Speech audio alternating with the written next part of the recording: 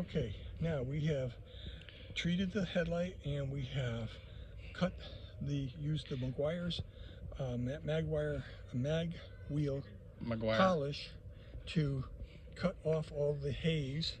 And this is the original headlight from 2006 that is still showing a little bit of haze, but it's a heck of a lot better.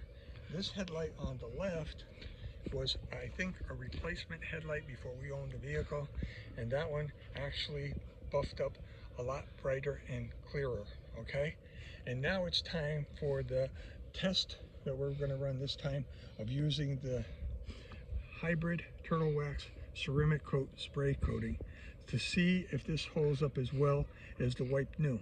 Okay, and how many years or months or weeks or however much time we can get to find out which is best. Okay, so here we go. We're going to just do as they say, spray it on to the surface. That's all you have to do. Spray it onto the surface. Okay,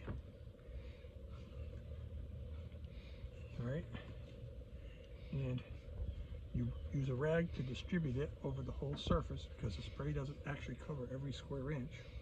And this is the easiest product that you can possibly use to put this stuff on, all right? And that's all you do. And then after that, you just wipe it with another dry cloth.